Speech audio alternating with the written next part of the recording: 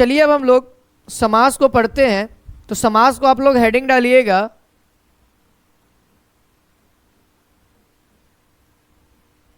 तो समास क्या होता है पहले इसको समझते हैं। तो ये समास का संधि विच्छेद अगर आप करेंगे तो समास दो शब्दों में टूट करके आएगा। समास का अगर आप संधि विच्छेद करते हैं तो समास दो शब्दों में टूट करके आएगा। पहला टूटेगा सम, है ना, और दूसरा टूटेगा आस। सम जोड़ आस यानी कि समास। तो यहां से दोस्तों दोनों ही शब्द का अपना अपना एक अलग अलग अर्थ है। तो देखिए सम का जो यहां पर से अर्थ क्रिएट होकर के आ रहा है वह होता है दोस्तों संक्षिप्त। क्या होता है? संक्षिप्त। वही अगर हम बात करें आस की तो आस का अर्थ होता है यहां पे कथन, या फिर आप इसको शब्द भी कह सकते हैं। तो यानी अगर मैं कहूं कि समास का एक्चुअल में अर्थ क्या हो गया, तो समास का जो अर्थ हो गया दोस्तों वह हो गया संक्षिप्त शब्द या फिर संक्षिप्त कथन। तो लिख देते हैं यहां पे कि समास का शाब्दिक अर्थ या समास का अर्थ भी कह सकते हैं, क्या हो जाएगा? संक्षिप्त कथन या फिर संक्षिप्त शब्द। अब इसको आप लोग ऐसे समझो, इसको आपको ऐसे समझना होगा संक्षिप्त कैसे हो रहा है। समास को पहले समझिए कि समास कहते किसे हैं। तो दो या दो से अधिक शब्दों के मेल से जो नए सार्थक शब्द का निर्माण होता है वह दोस्तों समास कहलाता है। संधि में हम लोगों ने क्या पढ़ा था, जरा उसको रिकॉल करते हैं। तो संधि में हम लोगों ने पढ़ा था दो या दो से अधिक वर्णों के मेल से नया वर्ण बन रहा था।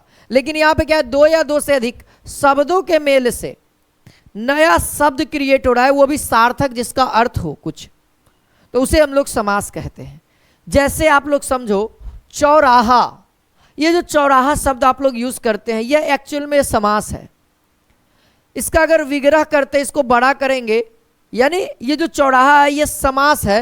और समास कहता है संक्षिप्त वर्ड, यानी चौराहा एक समास है और ये संक्षिप्त है। सर जब इसको आप तोड़ेंगे विग्रह करेंगे तो यह हो जाएगा चार राहों का समूह, वही समास कहलाता है। जहां पे भी अगर आपको चार गो रास्ता दिख जाए तो आप उसको क्या कहते हैं? चौराहा कहते हैं। कहते हैं ना कि नहीं कहते हैं? कहते हैं सर। तो वही बात यहां पे इसीलिए लिखा गया है। समास का जो शाब्दिक अर्थ होता है वह क्या होता है? संक्षिप्त। और संधि का शाब्दिक अर्थ क्या होता है? जोड़ना। ये दोनों आपस में रिलेट करते हैं सर, बहुत ज्यादा एग्जाम में सवाल भी आते हैं। तो यहां से हम लोग डेफिनेशन लिख सकते हैं और लिखना भी चाहिए, आप लोग को नोट डाउन कर लीजिए। दो या दो से अधिक, दो या दो से अधिक शब्दों के, दो या दो से अधिक शब्दों के मेल से बने नए सार्थक शब्द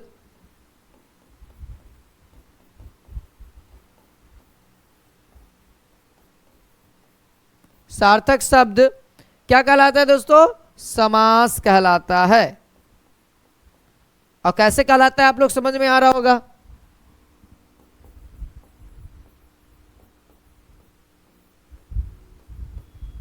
ठीक है, समास कहलाता है। आप एज अ उदाहरण के लिए भी लिख सकते हो।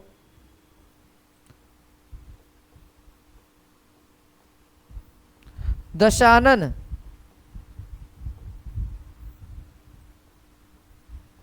दस है आनन जिसके,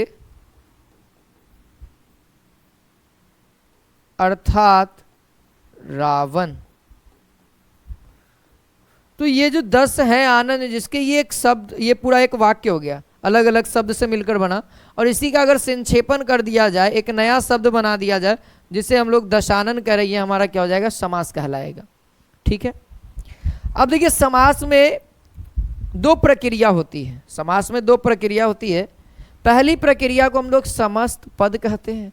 देखो जब समास में एक नया वर्ड मिल रहा है उसको हम लोग समस्त पद कहते हैं, और उस समस्त पद को अलग अलग वाक्य में एक लंबा चौड़ा में लिख रहे हैं उसको हम लोग समास विग्रह कहते हैं। ये दो को समझिए,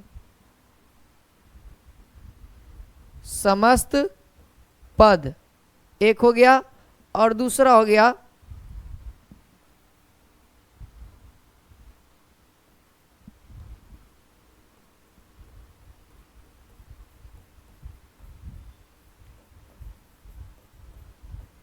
विग्रह। इन दोनों में कुछ खास अंतर है नहीं। देखिए समास के नियमों का पालन करके, है ना, समास के नियमों का पालन करके जो नया शब्द बना उसे हम लोग समस्त पद कहेंगे। ठीक है, तो यहां पे लिखिए समास के नियमों से बना शब्द, समास के नियमों से बना शब्द समस्त पद कहलाता है। क्लियर है?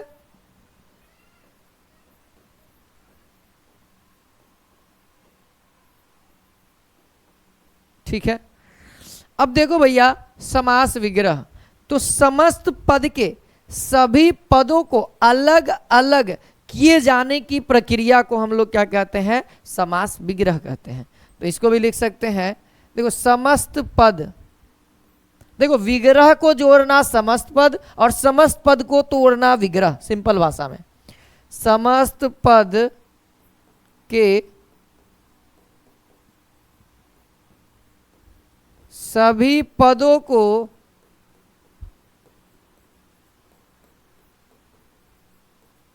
अलग अलग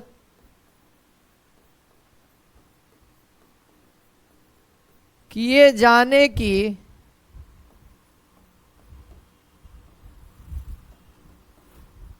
प्रक्रिया, है ना, किए जाने की प्रक्रिया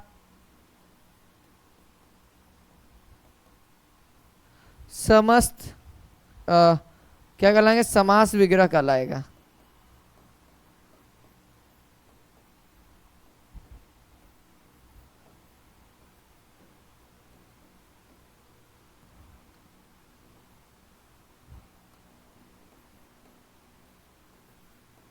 ठीक है, दोनों ही बातें क्लियर हो गई। और एक और बात नोट डाउन करने वाली बातें ये है, देखिए समास की जो रचना होती है वो दो पदों में होती है। मेनली रूप से समास की जो रचना होती है वो दो पदों में होती है। ठीक है, इस बात को ध्यान रखिएगा। तो उसी बात को मैं लिख रहा हूं यहां पे, समास की रचना प्रायः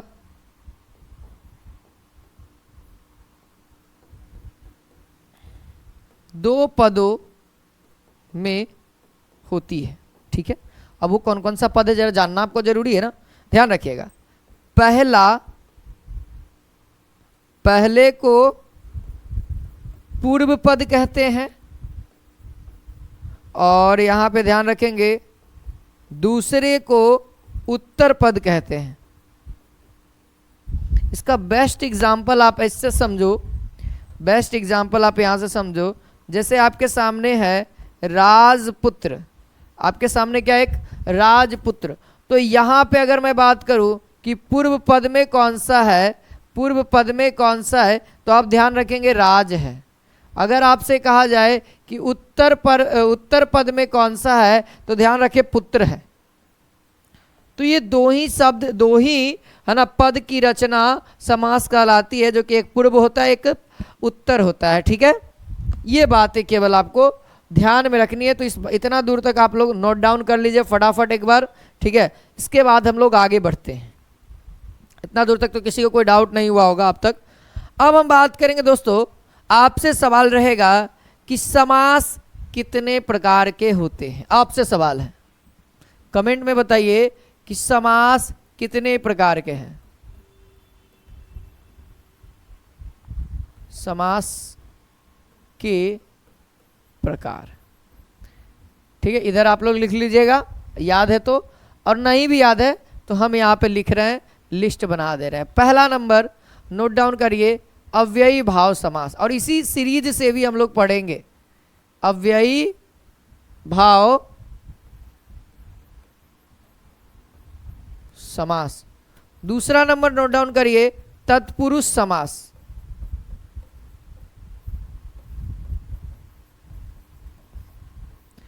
तीसरा नंबर नोट डाउन करिए, कर्मधारय समास। और गिन भी लीजिए कितना समास होता है, ठीक है, कमेंट में, लाइव कमेंट में, लेकिन मैं जो पूछूं ना वो उसका जवाब जरूर दीजिएगा आप लोग, ठीक है। चलिए, चौथा नंबर में आता है दोस्तों द्विगु समास।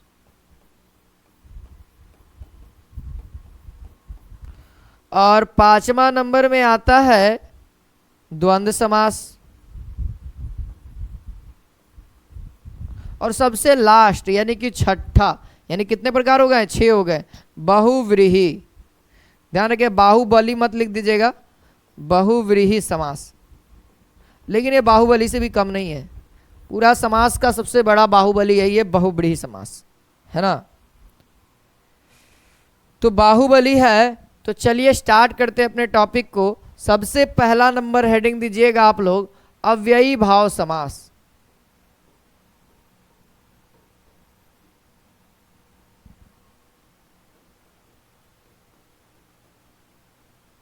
तो अव्ययी भाव समास क्या कहता है, देखो इसका लैंग्वेज से ही आप लोग पकड़ पा रहे होंगे। अव्ययी भाव समास यानी इसमें अवयव तो होना जरूरी है। तो डेफिनेशन कहता है कि जिस समास का पहला पद यानी कि पूर्व पद अवयव हो और तथा प्रधान हो, उसे हम लोग क्या कहेंगे, अव्ययी भाव समास कहते हैं। तो अव्ययी भाव समास का पूर्व पद प्रधान होता है। सबसे ज्यादा इंपॉर्टेंस दोस्तों पहले पद के शब्द को दी जाती है, ठीक है। तो यहां पर से डेफिनेशन लिखिए, आगे एग्जांपल से आपको और क्लियर समझ में आएगा। जिस समास का पूर्व पद, जिस समास का पूर्व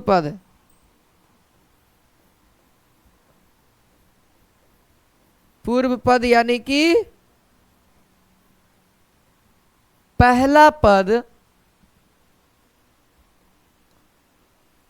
अवयव हो तथा प्रधान हो, है ना, प्रधान भी इंपॉर्टेंट बहुत जरूरी है, प्रधान हो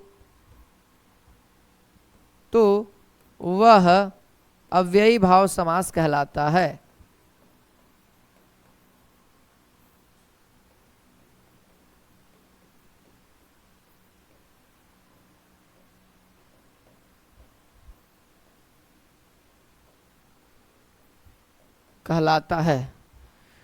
ठीक है, डन हो गया, इतना तो डन है। अब देखो भैया, अव्यय अगर पहला पद अव्यय है तो अव्यय होता क्या है, तो अव्यय शब्द होते हैं जिसको आपको याद रखना है। जैसे पहचान के लिए आपको मैं बता रहा हूँ, पहचान के लिए नोट डाउन कर पाएंगे आप लोग तो नोट डाउन कर लीजिए। जैसे पहचान में अगर आ रहे आगे में तो समझ जाइए कि वह अव्ययी भाव समास। जैसे आजन्म, आजन्म आपका क्या, अव्ययी भाव समास, जबकि आपके एग्जाम में पूछा हुआ सवाल है, ठीक है। दूसरा भर, जैसे भर पेट, यथा यानी यथाशक्ति, हाथ हाथों हाथ, ठीक है, हाथों हाथ। और भी है, आ हो गया, भर हो गया, प्रति प्रति, ठीक है। ये सब क्या है दोस्तों, अव्ययी भाव समास के सारे पहचानने के लिए आगे में लगे हुए रहेंगे, आगे में लगे हुए रहेंगे। और भी लिख सकते हैं, हर, यावत इत्यादि कर देता हूँ, इतना कंफर्टेबल है। इससे आगे सवाल तो अब नहीं देखने को मिलेंगे। बाकी ज़्यादा से ज़्यादा क्वेश्चन प्रैक्टिस करेंगे तो और भी चीज़ें क्लियर हो जाएंगी, ठीक है। अनु भी हो जाएगा, इसमें आप अनु भी लगा दीजिएगा। जैसे अनु भी पूछा जाता है, अनु भी रहता है, कॉमा लगा देते हैं, ठीक है। इतना ध्यान रखिए आप। अब आप इसका उदाहरण देखिए, अब आपको इसका उदाहरण देखना है। उदाहरण दोनों करूंगा, समस्त पद और विग्रह दोनों चलेगा, है ना। तो यहाँ पे सबसे पहले उदाहरण में आएगा दोस्तों, क्या है, आजन्म। आजन्म का अगर विग्रह करते हैं तो क्या हो जाएगा दोस्तों, जन्म से लेकर। विग्रह इसका क्या होगा, इसका विग्रह होगा जन्म से लेकर। और अगला अगर बात करें प्रतिदिन, तो प्रतिदिन क्या होगा, है ना, प्रत्येक दिन। और बात करें भरपेट, तो भरपेट क्या क्या होगा, पेट भर, पेट भर। भरपेट का मतलब पेट भर के, या ऐसे भी लिख सकते हो पेट भर या पेट भर के, पेट भर के, ठीक है। और भी हो जाएंगे, जैसे हाथों हाथ, तो हाथ ही हाथ में, ये सब कुछ अर्थ नहीं दे पा रहे उतने सेटिस्फाइड अर्थ, ठीक है। तो जैसे और भी एक ये लिख देता हूं, ये बहुत इंपॉर्टेंट है, हाथों हाथ, हाथों हाथ, इसका विग्रह क्या हो जाएगा, हाथ ही हाथ में, है ना, विग्रह, ठीक है। अव्ययी भाव समास क्लियर हो गया। तो अब आपको आ, प्रति, भर, हाथ दिख जाए तो आप डायरेक्ट कहाँ जाइएगा, अव्ययी भाव समास को टिक कर दीजिएगा, जो भी ऑप्शन में आपका रहे। अगला तीसरा नंबर, दूसरा नंबर हम लोग आते तत्पुरुष में।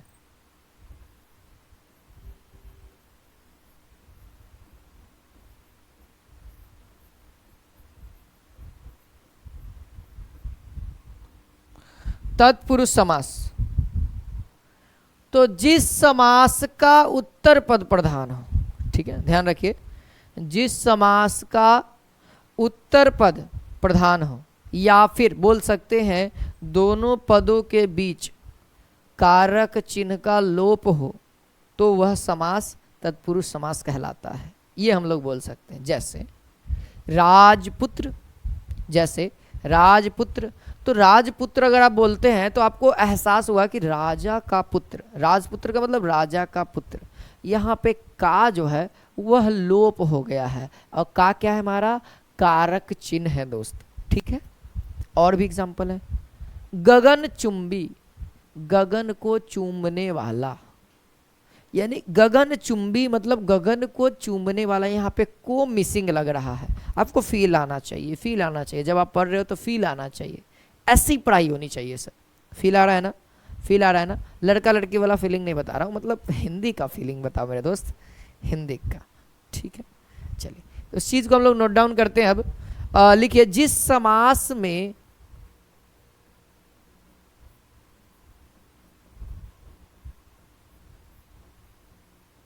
है ना, जिस समास में उत्तर पद, उत्तर पद प्रधान होता है, उत्तर पद प्रधान होता है, तथा तथा तथा दोनों पदों के बीच, क्योंकि आपको पता है कि भैया समास दो ही पद है, तो दोनों पदों के बीच कारक चिन्ह का लोप होता है, कारक चिन्ह का लोप होता है, तो वह तत्पुरुष समास कहलाता है।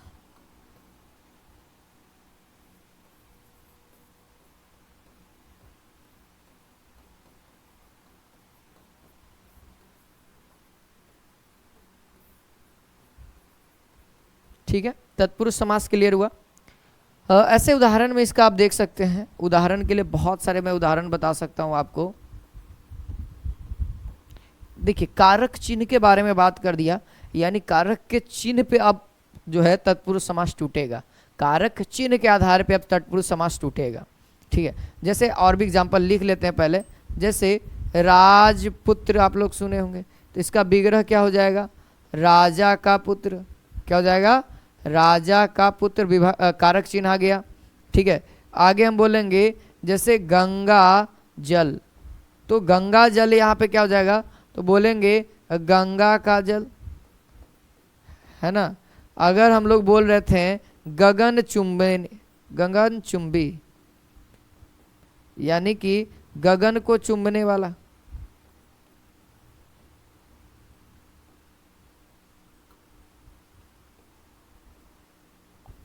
को चूमने वाला, है ना। और भी बोल सकते हैं जैसे गौशाला। गौशाला का मतलब गौ की शाला, है ना। ये क्या है, गांव की शाला। शाला करने का मतलब रहने वाला, खाने वाला स्थान गायों का, ठीक है। जैसे घोड़ा का स्तबल होता है उस तरीके से गाय का शाला कहा जाता है, गौशाला, ठीक है। क्लियर है बातें। तो देखिए यहाँ पे का है, यहाँ पे को है, यहाँ पे की है। तो आप लोग जब कारक पढ़ेंगे या फिर आगे मैं पढ़ाऊंगा, कारक का भी वन शॉट वीडियो आएगा, तो उसमें भी मैं बताऊंगा कि कारक कर्ता ने कर्म को। तो यहाँ पे जो को का इस्तेमाल किया है वो कर्म के आधार पे, यानी कर्म तत्पुरुष समास, है ना। करण तत्पुरुष समास, संप्रदान तत्पुरुष समास, उस समय वो चीजें यूज करनी है। तो आगे मैं इसको डिवाइड करूंगा तत्पुरुष समास के प्रकार को, ठीक है। तत्पुरुष समास के प्रकार, ठीक है। तो यहाँ पे तत्पुरुष समास के प्रकार को आप एक्चुअली में आराम से डिवाइड करो पार्ट बाई पार्ट, ठीक है। देखो इसका नंबरिंग नहीं किया जाए, अच्छा नहीं लगता है नंबरिंग करने के बाद, ठीक है। विदाउट नंबरिंग हम लोग करते हैं। हम लोग स्टार्ट कर देंगे, ये जो कारक वाला है इसको में हम 5 ही उठाएंगे और एक हमारा नीज आ जाता है जो कि तत्पुरुष के अंदर ही आता है, ठीक है। तो इसमें 5 ही हैं। पहला कर्म, है ना, कर्म तत्पुरुष समास, इसको हम लोग द्वितीय तत्पुरुष कहते हैं। इसे हम लोग द्वितीय तत्पुरुष कहते हैं, मेंशन कर लीजिएगा।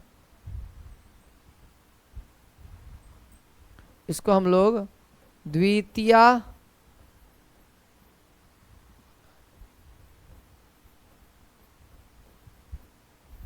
तत्पुरुष कहते हैं। इसे हम लोग द्वितीय तत्पुरुष कहते हैं, ठीक है। अब द्वितीय तत्पुरुष, इसमें कर्ता ने कर्म को, यानी इसका क्या हो जाएगा, को। तो अभी अभी एग्जाम्पल्स हम लोगों ने देखे बहुत सारे। गगन चुंबी, गगन को चूमने वाला, इसी के अंदर आएगा। यश प्राप्त, यश को प्राप्त करने वाला, है ना। चीड़ी मार, यानी चीड़ियों को मारने वाला। चीड़ी मार देखें, चीड़ियों को मारने वाला। देखिए चीड़ी मार आजकल मैं बताता हूँ, ये छोटे छोटे बच्चे लोग भी क्या करेंगे, लाठी के अंदर लाठी ऐसे से ले रहेगा और उसको लंबा करेगा ना, इतना लंबा मारेगा, कौवा के फेंक के मारता है, कौवा मर भी जाता है उसे, उसको कहते हैं चीड़ी मार। चीड़ी मारता है और कौवा को पका के खाएगा वो लोग, हम देखें बहुत बार। देखो ग्रामगत, यानी ग्राम को गया, है ना। ग्रामगत का मतलब ग्राम को गया। ऐसे बहुत सारे एग्जाम्पल्स हो जाएंगे इसके अंदर। तो कुछ कुछ एग्जाम्पल्स नोट डाउन कर लीजिए ताकि आप लोगों को याद भी रहे ये चीज़ें, है ना। ऐसे आप लोग विभक्ति चिन्ह के आधार पे अलग अलग कर लीजिएगा, विभक्ति अलग अलग कर लीजिएगा। गगनचुंबी, गगनचुंबी, है ना, जैसे ये फेमस है। चीड़ी मार, है ना, ये फेमस है चीड़ी मार, ठीक है। बाकी आप लोग देख लेना। चलिए अगला कर्म हो गया, करण तत्पुरुष। इसमें से वाला आएगा, इसमें से वाला आएगा। तो इसमें आप लोग क्या करोगे, इसमें ध्यान देना, इसको हम लोग कहेंगे तृतीया तत्पुरुष समास। क्या कहेंगे दोस्त, तृतीया कहेंगे। क्या होता है,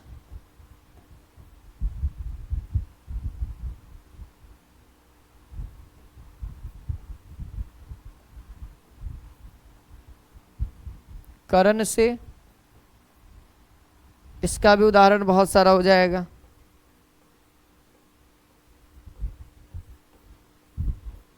उदाहरण में आप देख सकते हो, करुणापूर्ण यानी करुणा से पूर्ण, रेखांकित यानी रेखा से अंकित, है ना, रेखांकित यानी रेखा से अंकित, शोकग्रस्त यानी शोक से ग्रस्त, है ना, मन चाहा यानी कि मन से चाहा। ये सारी बातें क्लियर है आप लोगों को, है ना, ये सारी बातें क्लियर है आप लोगों को, ठीक है ना। तो इसमें कुछ कुछ चीज़ें लिख लीजिए, जैसे शोकग्रस्त, है ना, हम लोग लिख सकते हैं शोकग्रस्त, शोक से ग्रस्त। मन चाहा, मन से चाहने वाला यानी मन चाहा, मन से चाहा। और क्या, करुणापूर्ण, देखिए जितना ज़्यादा एग्जाम्पल्स ध्यान में रखिएगा उतना ज़्यादा आपके लिए बेस्ट होगा।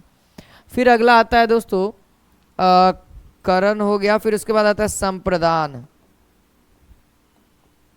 संप्रदान तत्पुरुष, और ये क्या हो जाएगा, चतुर्थ हो जाएगा, और ये क्या होगा, चतुर्थ तत्पुरुष समास।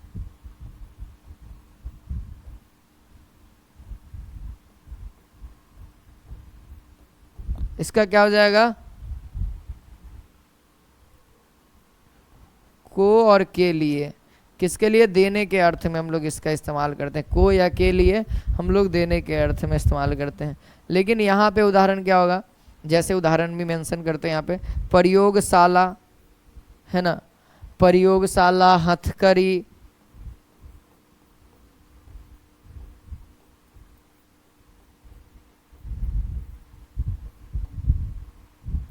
प्रयोग के लिए शाला है ना, जो प्रयोगशाला होता है जहाँ पे आप लोग केमिस्ट्री का रिएक्शन करते हो, फिजिक्स का है ना प्रैक्टिकल करते हो, उसको हम लोग प्रयोगशाला ही ना कहते हैं।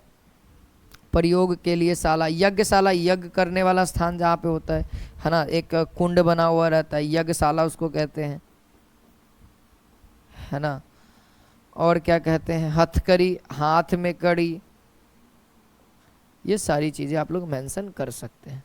संप्रदान हो गया। फिर उसके बाद आता है आपादान, अलगाव की स्थिति में है ना, अलगाव की स्थिति में।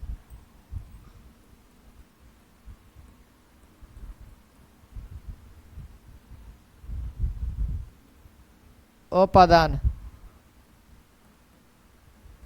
अपादान तत्पुरुष, ये कौन सा हो जाएगा दोस्तों, तो ये हमारा होगा पंचमी तत्पुरुष।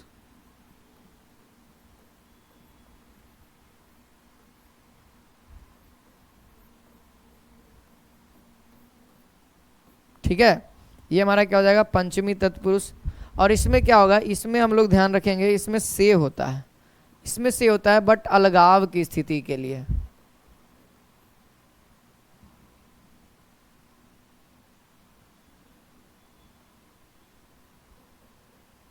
है ना, अलगाव में। उदाहरण के तौर पे आप देख लो, उदाहरण में बहुत सारे एग्जाम्पल्स हो जाएंगे। जैसे देखो ऋण मुक्त, ऋण मुक्त आप देखो ना, मैं ऋण मुक्त हो गया, यानी कि मैं ऋण से मुक्त हो गया, मतलब ऋण और मेरा संबंध अलग अलग हो गया है ना। तो एग्जाम्पल्स भी बहुत सारे होते हैं, ऋण मुक्त। धनहीन है ना, बोल सकते हैं धनहीन, यानी दोस्त मैं धन से हीन हो गया, धनहीन, क्लियर है। उसी तरीके से आप बोल सकते हैं पाप मुक्त, गुणहीन है ना, पथ भ्रष्ट, मैं पथ से भ्रष्ट हो गया। ठीक है, उसी तरीके से अब आता है दोस्तों आपादान हो गया। आपादान के बाद आइए संबंध तत्पुरुष, फिर उसके बाद आता है अधिकरण, लास्ट संबंध। ऐसे 8 है लेकिन 8 का यूज यहाँ पे नहीं होता है, उसमें से लिमिटेड ही है। इसको हम लोग षष्ठी कहेंगे, षष्ठी, षष्ठी तत्पुरुष समास।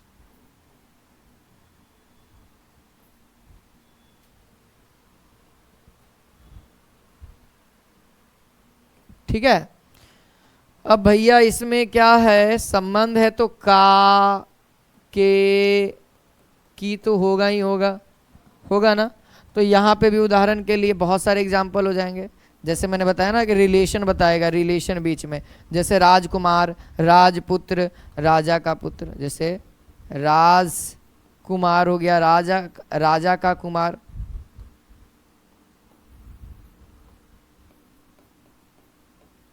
राजकुमार, गौशाला है ना, गंगा जल,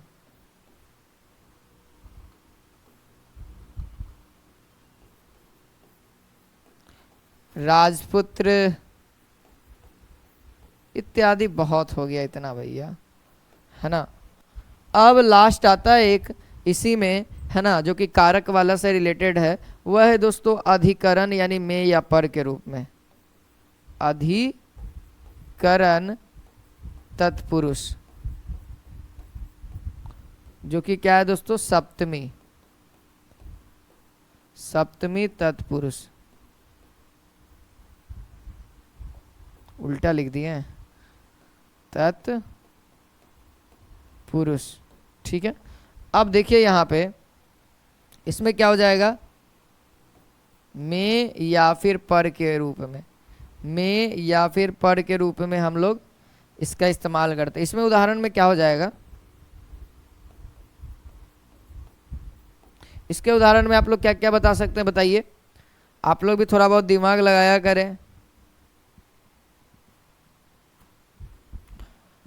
में या पर का क्या हो जाएगा, शोक मग्न, शोक में मग्न, है ना। धर्म वीर, यानी धर्म में आप वीर हैं। गृह प्रवेश, यानी गृह में प्रवेश कर रहे हैं। कला श्रेष्ठ, आप कला में श्रेष्ठ हैं, आप अपने कला में। तो बहुत सारे एग्जाम्पल्स हैं, बेस्ट एग्जाम्पल तो हमको लगता है गृह प्रवेश, गृह में प्रवेश, है ना।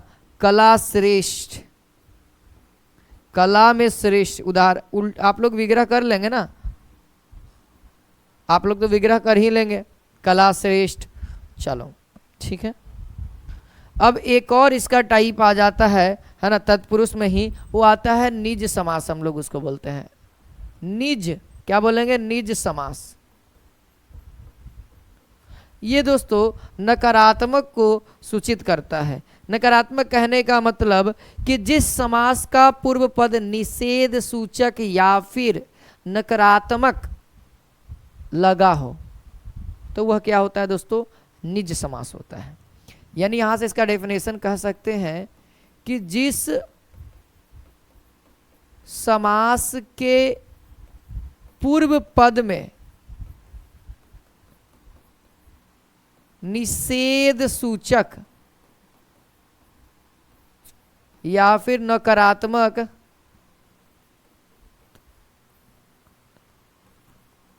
लगा रहे, तो वह क्या हो जाएगा, निज समास होगा। तो भैया नकारात्मक कौन कौन से हो जाएंगे, तो उसके ऊपर भी बात कर ही लेते हैं यहां पे।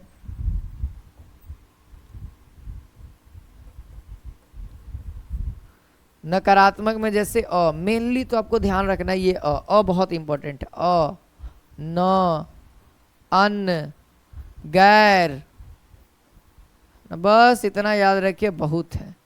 उदाहरण अगर आप देखेंगे तो उदाहरण मैं बता सकता हूं, जैसे उदाहरण, उदाहरण बहुत सारा इसका हो जाएगा। उदाहरण के लिए आप टेंशन नहीं लीजिए। जैसे हो जाएगा अन्याय, अन्याय का क्या होगा, न्याय न होना, अन्याय। नकारात्मक वर्ड अन्याय, न्याय न होना।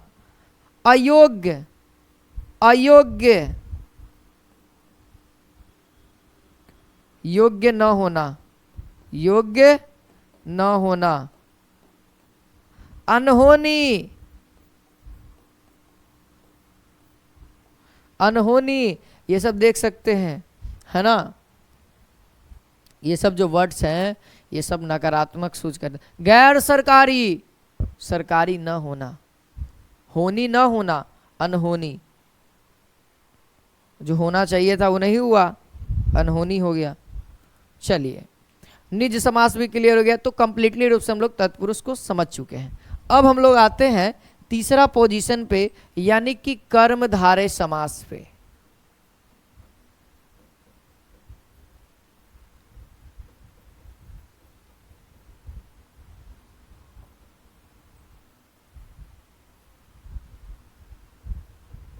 कर्मधारय समास को अच्छे से समझिए। देखिए दोस्त, कर्मधारय को आप ऐसे समझ सकते हैं कि जिसका उत्तर पद प्रधान हो, जिसका उत्तर पद प्रधान हो। लेकिन एक और बात याद रखिएगा, तथा पूर्व पद और उत्तर पद जो है ना, उपमान और उपमेय यानी कि विशेष्य या विशेषण होना चाहिए। दो कंडीशन मैंने बताया, लिखिए, इसको नोट डाउन कर लीजिए। जिस समास का, जिस, है ना, जिस समास में समस्त पद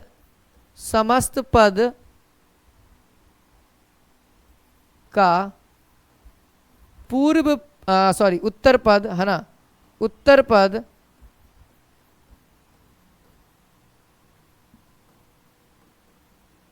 प्रधान हो तथा, है ना, उत्तर पद प्रधान हो तथा पूर्व पद व उत्तर पद, है ना, पूर्व पद व उत्तर पद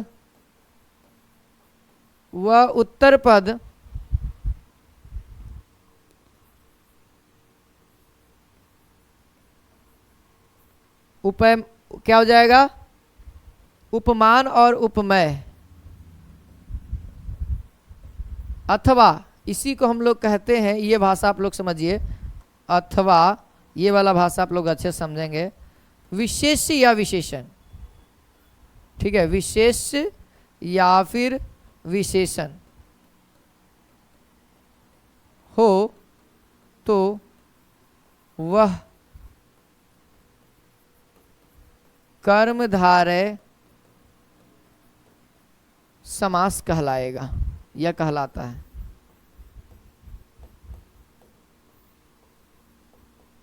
ठीक है, इतना तो क्लियर होगा। कर्मधारय समास, उम्मीद है आप लोगों को क्लियर है। ठीक है, अब इसके उदाहरण को समझते हैं।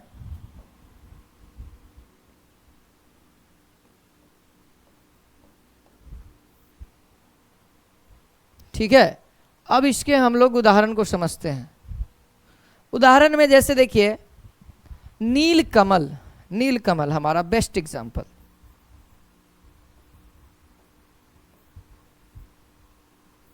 ठीक है, नील कमल का पहले सबसे पहले आप विग्रह करो, तो विग्रह करेंगे तो क्या होगा, नील कमल को विग्रह करेंगे तो क्या होगा, नीला है कमल,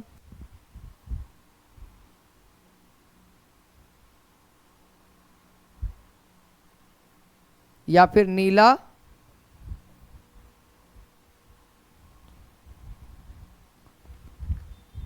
नीला है कमल, है ना, नीला है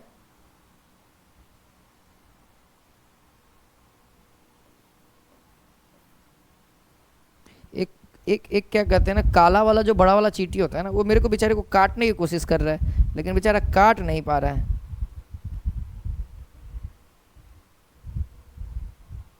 ठीक है,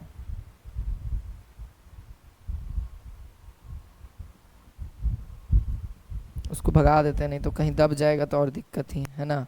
चलो, उसको मैंने भगा दिया। अब आप लोग ध्यान दीजिए, जैसे अगला एग्जाम्पल देख लीजिए। अगला एग्जाम्पल भी हम लोग लिख सकते हैं, चरण कमल। यानी चरण कमल का मतलब आप समझ रहे हैं, ये जो चरण कमल आपके सामने जो दिख रहा है, इसका मतलब क्या होता है, इसका मतलब होगा दोस्तों कि जो चरण है आपका कमल के समान है, सॉफ्ट, सुंदर, कोमल, है ना। तो यही मतलब है कि कमल के समान चरण, कमल के समान चरण। ठीक है, उसी तरीके से चंद्रमुखी, चंद्रमुखी के बारे में सुने होंगे, मूवी आजकल बहुत ज़्यादा चलती है, चंद्रमुख या फिर चंद्रमुखी। चंद्रमुख ज़्यादा अच्छा लग रहा है। देखो, चंद्रमा के समान, है ना, चंद्रमा के समान मुख। ये एक बात क्लियर करो, सबसे पहली बात। अब मैं समझा रहा हूं, जो बातें समझो। जैसे यहाँ पे मैंने लिखा उपमान उपमेय, इसको छोड़ो, ये विशेष और विशेषण को देखो। पहला कि इसमें उत्तर पद प्रधान होगा, यानी जो अंतिम का पद होगा वो प्रधान होगा, और बाकी जो है यानी कि इसमें दोस्तों विशेष्य प्रधान होगा और विशेषण भी होगा। यानी आपको कैसे पकड़ना है कि विशेष और विशेषण हो, इसी लाइन से आप पकड़ लोगे कि ये कर्मधारय है या नहीं है। देखो, नील कमल, नील कमल का भाई मतलब होता है कि नीला कमल, कमल नीला है, यानी कमल हमारा यहाँ पे विशेष से हो गया, है ना, और विशेष से हो गया, और नील यानी नीला जो है ये हमारा क्या होगा, उसका विशेषता है, यानी कि विशेषण हो गया। ठीक है, इसी तरीके से आप देखो, कमल चरण, कमल हमारा क्या हो गया, यहाँ पे विशेष्य हो गया, है ना, विशेष्य हो गया, चरण हमारा क्या हो गया, सॉरी, कमल जो हमारा हो गया विशेषण हो गया, चरण हमारा क्या हो गया, विशेष्य हो गया। तो कमल के समान, यानी कमल किससे इक्वेट किया जा रहा है, कमल की सुंदरता, कमल की मुलायमता, उसके से हम लोग हमारी चरण को, यानी कि जो पैर है, पादुका है, उसको इक्वेट किया जा रहा है। तो कमल यहाँ पे जो है दोस्तों विशेषण हो जाता है और चरण हमारा विशेष हो जाता है, जिसके बारे में बताया जा रहा है। जैसे समझो, विशेष से विशेषण को समझा देता हूँ थोड़ी देर के लिए।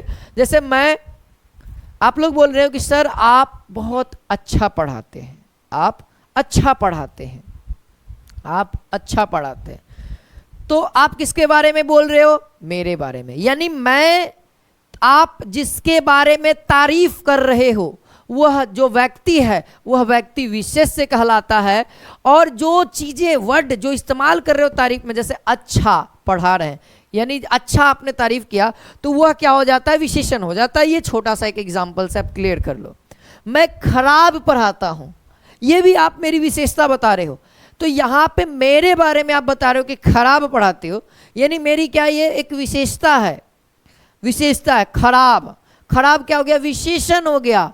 और विशेष्य कौन है, तो मैं हूं, क्योंकि मेरे बारे में बोला जा रहा है। समझ में आई बात? चलो, यही कर्मधारय का पूरा सारांश है, जिसको आपको बेहतर तरीके से सोच के, समझ के, यूज करके आगे करना होगा। अब आइए आगे बढ़ते हैं। नीलकंठ, इसमें हम लोग नीलकंठ को भी रखेंगे, ये मत घबराइएगा। नीलकंठ यानी कह सकते हैं नीला है कंठ, यानी कंठ की विशेषता बताई जा रही है कि कंठ जो है ना वो नीला है, कंठ की विशेषता बताई जाए। लेकिन विशेष विशेषण तो यहां भी है, तो इसको हम लोग कर्मधारय में रखेंगे। ठीक है, एक्चुअली में ये है किसका, नीलकंठ एक्चुअली में है किसको, भगवान शिव को कहते हैं, भगवान शिव को कहते हैं। यह एक बहुब्रीहि समास है, लेकिन इसको हम कर्मधारय में भी रखेंगे।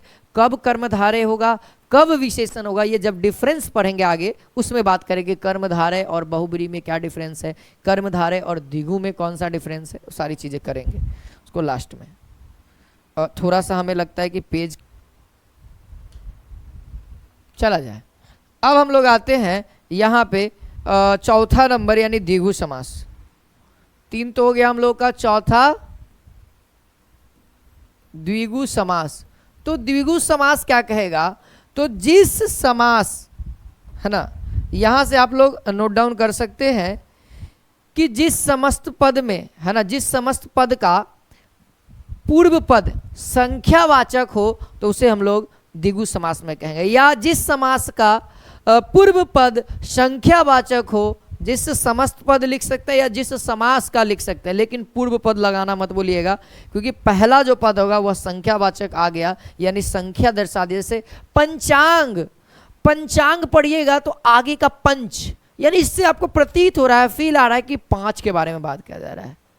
चौराहा, इससे आपको फील आ रहा है चौराहा, यानी 4 गो के बारे में बात किया जा रहा है। पहला पद से ही आपको क्लियर हो जाएगा, चौराहा, चौ मतलब 4। त्रिशूल, यानी कि तीर शूल के बारे में बात कर रहे हैं, त्रि यानी कि 3। त्रिभुज क्या हो रहा है, संख्यावाचक। तो जहां पे आपको संख्या दिसे वो आप द्विगु समास के अंदर रख सकते हैं। तो चलिए इसके डेफिनेशन को लिख लीजिए। जिस समस्त पद का है ना, जिस समस्त पद का पूर्व पद है ना, जिस समस्त पद का पूर्व पद संख्यावाचक हो, संख्यावाचक हो, तो वह द्विगु समास कहलाता है।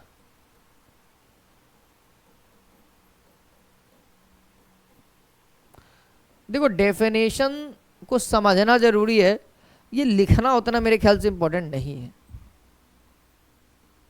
अगर समझ में आ गया तो मेरे ख्याल से यह उतना इंपॉर्टेंट नहीं है। इसमें समूह या फिर समाहार करके हम लोग विग्रह करते हैं। इसमें जब भी विग्रह करिएगा ना इसका, तो इसमें मालूम है आपको समूह या फिर समाहार लगा हुआ रहेगा। जैसे इसमें समूह या समाहार का, है ना, समाहार का ज्ञान होता है। मतलब एक ग्रुप का ज्ञान होता है, एक ग्रुप का ज्ञान होता है, ठीक है, एक ग्रुप का ज्ञान होता है। समझ में आई बातें? समझ में आई बातें? उदाहरण लिख सकते हैं, बहुत इंपॉर्टेंट बात है उदाहरण। उदाहरण में लिखेंगे त्रिशूल,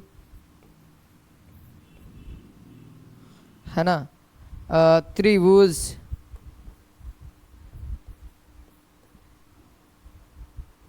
चौराहा, है ना, पंचवटी।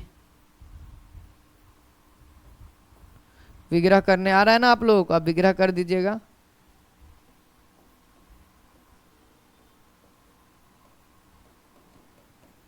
तीन शूलों का समूह, तीन भुजाओं का समूह,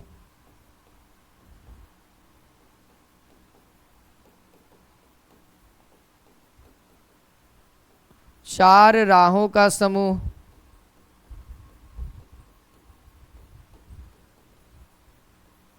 आप लोग कमेंट जरूर करना कि क्लास कैसा लगा। पंचवटी, पांच वटों का समूह, है ना, पांच वटों का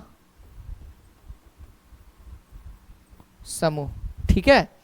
तो इतना फटाफट द्विगु समास का हो गया, नोट डाउन कर लेंगे वीडियो को पॉज करके। अगला आता है दोस्तों, कितना हो गया?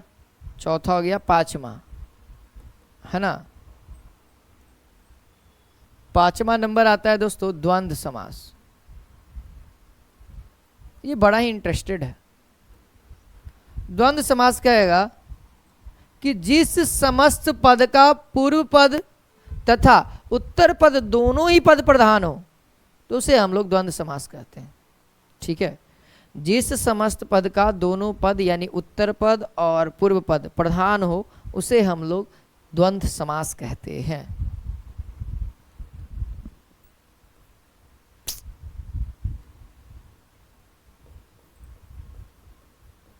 जिस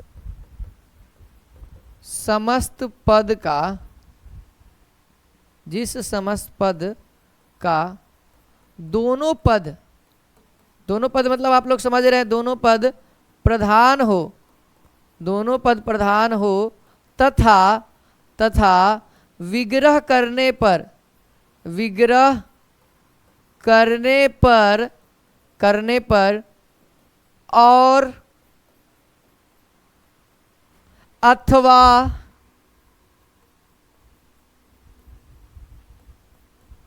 या, है ना, या फिर उसके बाद एवं का प्रयोग हो, तो वह द्वंद्व समास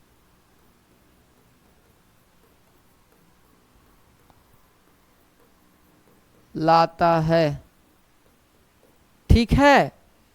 बातें समझ में आई कि द्वंद्व समास क्या है? और पहचान के लिए एक और बात याद रखिएगा, ठीक है, यहाँ पे पहचान लिख रहा हूं। पहचान का मतलब होता है कि दोनों पदों के बीच प्रायः, इसमें क्या होता है ना द्वंद्व समास में, कि जो दोनों पद है, पूर्व पद और उत्तर पद जो है, उसके बीच में एक योजक चिन्ह होता है ना, उसको हम लोग डैश कहते हैं अंग्रेजी में, है ना। लिख देते हैं, इस समास में प्रायः दोनों पदों के बीच, दोनों पदों के बीच एक,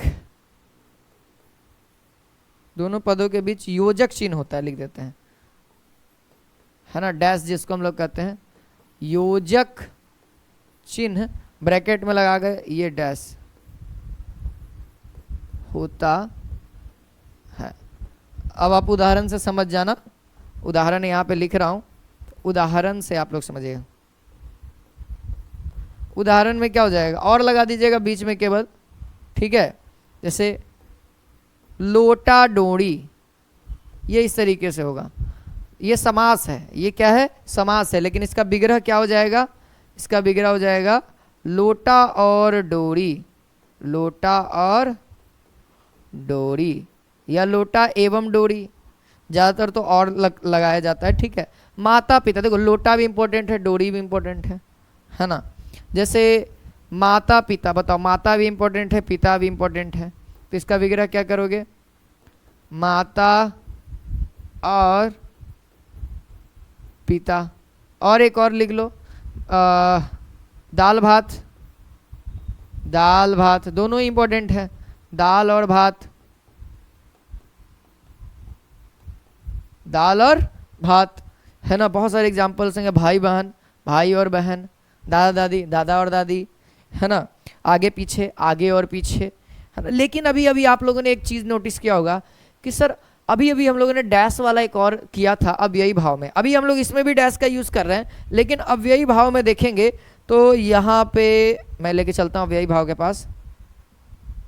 हाँ, हाथों हाथ, यहाँ पे भी डैश है ना।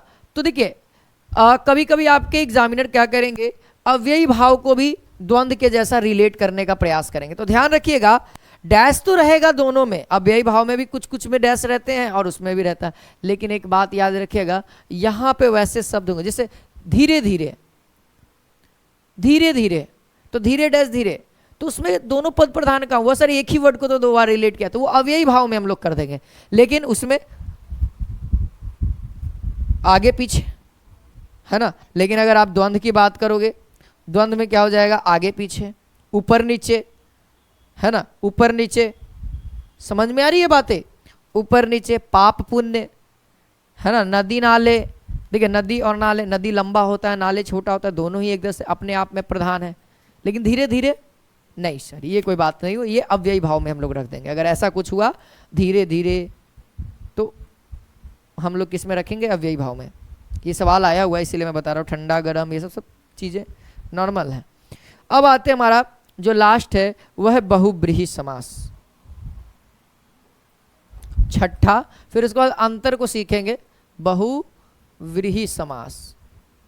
अब बाहुबली जी आ गए हैं, अब इनको प्रदर्शित कर दीजिए, बहुव्रीहि समास। इसको ध्यान में रखने के लिए सिंपल सा एक बात है, भगवान के नाम और दुनिया में यूनिक चीज़ें, भगवान के नाम और दुनिया में सबसे यूनिक जो अकेला हो, एक हो, जैसे सूर्य, चंद्रमा, ग्रह जितना है सबका नाम, है ना, ये सब क्या है, एक दूसरे से यूनिक है, अकेला, भगवान के नाम अकेला है। जैसे लंबोदर, लंबोदर किसका नाम है, गणेश जी का नाम है। एक दंत, गणेश जी का नाम है। पीताम्बर, देखो पीताम्बर मतलब होता है पीला अंबर, पीताम्बर का मतलब होता है पीला अंबर, तो इसको हम कर्मधारय में भी रखेंगे, लेकिन पीला है अंबर जिसका अर्थात विष्णु जी, विष्णु जी को भी पीला कपड़ा पड़ता है। आप जब आपके घरों में कथा वगैरह होगा तो देखिएगा ठाकुर प्रसाद जी, एक ऐसा पत्थर होता है, उस पत्थर का नाम मेरे को नहीं याद आ रहा है, उसको हम लोग, उसको पंडित जी लोग ठाकुर कहते हैं, ठीक है।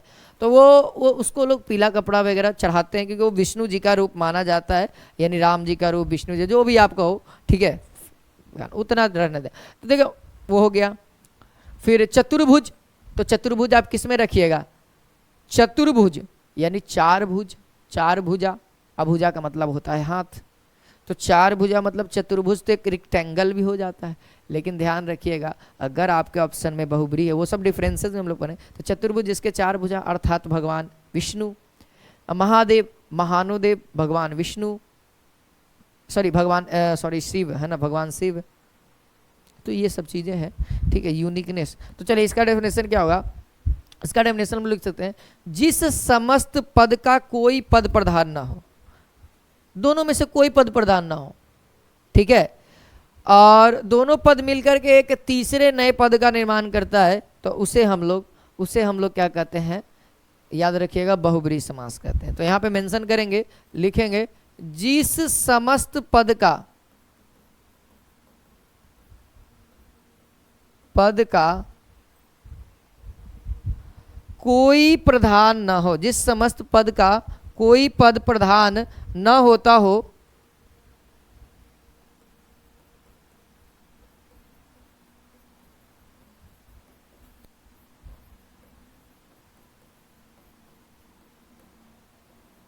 दोनों पद मिलकर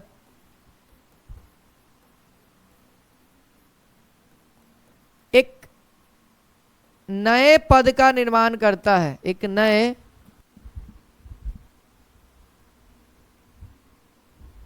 पद का निर्माण करता है ना।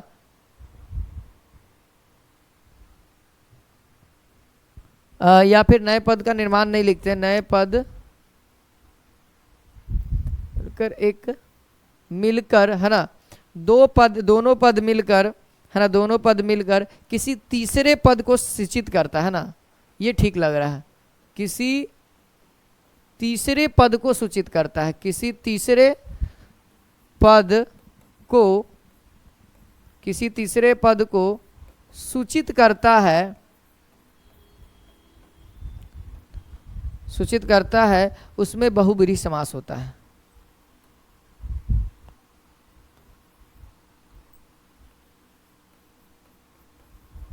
उसमें बहुव्रीहि समास होता है।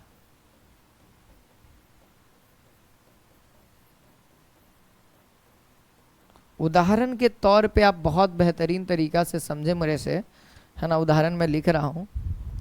उदाहरण में आपको मैंने बता दिया जितना भगवान के नाम है ना वो सब याद कर लीजिए। एक दंत दयानंत भुजाधारी, सब, है ना, आरती वारती में गावल जाता है, सब याद करना पड़ेगा आपको। जैसे लंबोदर, लंबोदर,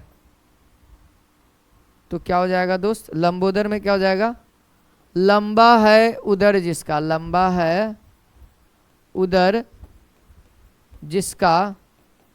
देखिए ये तीसरा वर्ड पे सूचित कर रहा है कि नहीं, इसमें कोई पद प्रधान नहीं है, लंबोदर में कोई पद प्रधान नहीं, लेकिन ये किसी तीसरे को सूचित कर रहा है, अर्थात गणेश, ये तीसरे को सूचित कर रहा है। देख लीजिए लंबोदर में कोई पद, ना ही पहला पद ना ही दूसरा पद प्रधान है, वह सूचित कर रहा है किसको, तो वह तीसरे यानी गणेश जी को, यानी अन्य पद को वह सूचित कर रहा है। उसी तरीके से आप बात कर दो दशानन, दशानन बोलने के बाद इसमें कोई पद प्रधान नहीं है, इसमें लिखेंगे 10 है आनन जिसके, अर्थात रावण,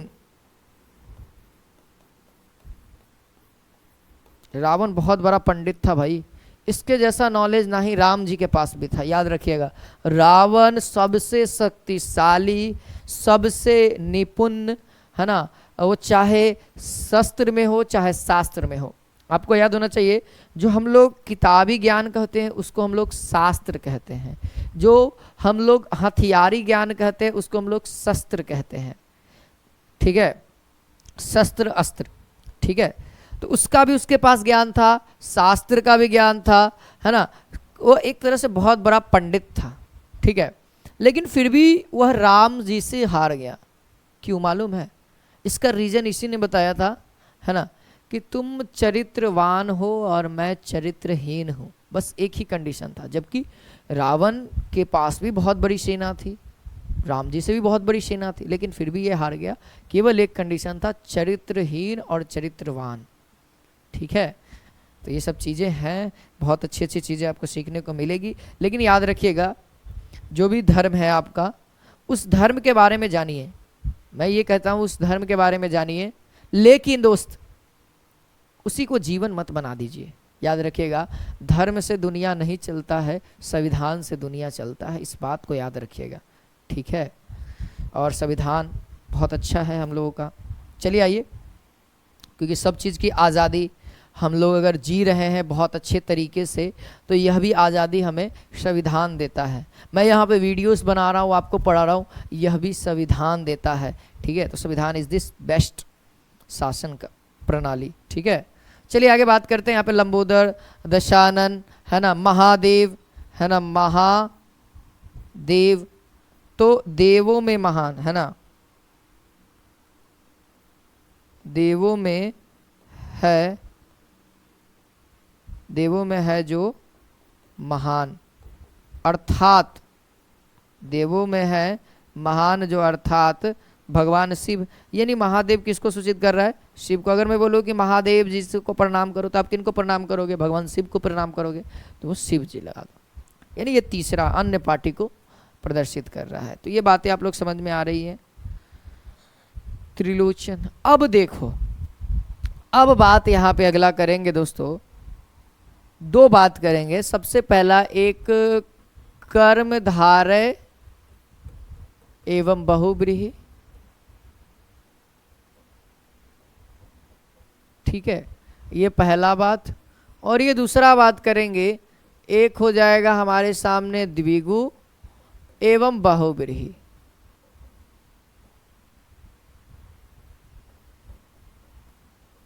इन दोनों को आपको बहुत ही बेहतरीन तरीका से समझना पड़ेगा। सेम कंडीशन है। देखिए दोस्त, आपके एग्जामिनर ने क्या करेंगे, क्वेश्चन को टफ बनाने के लिए समास का एक ही उपाय करेंगे कि देखिए आपके सामने मैं बोल दूं पीतांबर, एक एग्जाम्पल ये लिखा और एक एग्जाम्पल लिखा त्रिलोचन, दो एग्जाम्पल लिखा। आप इसको किसके अंतर्गत रखना चाहोगे? अगर आपके ऑप्शन में रहा कि पीतांबर कौन सा समास है, ऑप्शन रहेगा 4। पहला कर्मधारय, पीतांबर के बारे में बात करें कर्मधारय, दूसरा रहेगा बहुव्रीहि, तीसरा रहेगा द्विगु, चौथा रहेगा आपका कोई एक मान लो द्वंद्व। 4 ऑप्शन है, आप किसको में रखोगे? तो ध्यान रखना जब भी आप इस सिचुएशन में रहें तो देखिए ये दोनों के अंदर आ रहा है पीत अंबर, तो यानी कि पीला अंबर। पीतांबर का मतलब होता है पीला अंबर, यानी कि पीला वस्त्र, वस्त्र का गुण बताया जा रहा है कि तुम पीला हो। तो यह भैया इसमें तो विशेषण आ गया, यानी कर्मधारय। लेकिन सर पीतांबर मतलब पीला है अंबर जिसका, अर्थात भगवान विष्णु, यानी दोस्त ये तो एक भगवान का नाम भी आ गया। और सर बहुव्रीहि में, तो जब भी ऐसा सिचुएशन आपके बीच आए तो आप हमेशा आंख मूंद करके बहुव्रीहि को जाइए। अगर बहुव्रीहि नहीं रहे और आपको रिलेट करना रहे तो भैया जो रिलेट लगे उसके अकॉर्डिंग, डेफिनेशन के अकॉर्डिंग मार दीजिएगा। अगर बहुव्रीहि नहीं रहता तो हम कर्मधारय मारेंगे, लेकिन कर्मधारय और बहुव्रीहि दोनों रहे तो हम बहुव्रीहि को मारेंगे। ऐसे ऑप्शन अभी तक से ऐसा आया नहीं है, लेकिन अगर आए तो आप लोग प्रेफरेंस बहुव्रीहि को दीजिएगा। उसी तरीके से अगर त्रिलोचन रहे तो भैया त्रि आ गया सर, यानी संख्यावाचक, हमको तो द्विगु मारना चाहिए, लेकिन ये एक्चुअली में होगा सही आंसर जो इसका बहुव्रीहि, क्योंकि 3 आंखों के लिए अर्थात भगवान शिव हैं, क्योंकि उन्हीं के पास एक त्रिलोचन है, 3 गो आंख है, 3 है नयन जिसके, अर्थात भगवान शिव है ना। तो ये लेकिन ऑप्शन के अकॉर्डिंग रहेगा तब, अगर बहुव्रीहि नहीं रहेगा तब हम किस में मारेंगे? द्विगु में मारेंगे, क्योंकि संख्यावाचक है। अगर दुन्नू रहेगा तब बहुव्रीहि को मारना है। यही बात हम आपको सिखा रहे हैं, ठीक है। जैसे पंचवटी, पंचवटी एक और चीज, पंचवटी के बारे में देख लो, ये भी इंपॉर्टेंट है। पंचवटी के बारे में सुनिए। पंचवटी क्या दोस्तों, आप किस में रखिएगा? सर बहुव्रीहि भी होगा और ये द्विगु भी होगा, दोनों होगा पंचवटी। अब लेकिन ऑप्शन के ऊपर डिपेंड करता है कि कौन मारेंगे। प्रेफरेंस हम लोग को किसको, प्राइमरी किसको देना है? बहुव्रीहि को। हाँ, पंचवटी क्या है सर? तो राम जी, सीता जी और लक्ष्मण जी जब जंगल में गए थे, वन में गए थे, तो जहाँ पे उन्होंने निवास किया जंगल में, उस जगह को हम लोग पंचवटी के नाम से आते। तो वो भी यूनिक हो गया, भगवान जी रहे भैया और कोई नहीं, तो वो भी यूनिक है। तो ये सब चीजें हैं, ठीक है। तो आई होप आप लोगों को क्लियर पता लग गया होगा। तो जब जैसन तब तैसन हम लोगों को काम करना है। तो उम्मीद है वीडियो पसंद आया हो तो लाइक करें, शेयर करें और कमेंट करके मुझे ज़रूर बताएं कि वीडियो कैसा लगा और हर एक कंसेप्ट आप लोगों को अच्छे तरीके से समझ में आया कि नहीं आया। बाकी इसका एमसीक्यू का भी वीडियो लाऊंगा और आप लोग उसके एमसीक्यू को भी कर लेगा। 100 से ऊपर ही वीडियोस आएंगी, मतलब क्वेश्चन का वीडियो आएगा जिसमें आप लोग अच्छे तरीके से इन सारे कंसेप्ट को कर लीजिए। तब तक आप लोग अपना रिविजन भी कर लीजिए, ठीक है। फिर एक नेक्स्ट वीडियो में हम लोग मिलेंगे आपके साथ। आज के लिए इतना ही। जय हिंद, जय भारत, वंदे मातरम।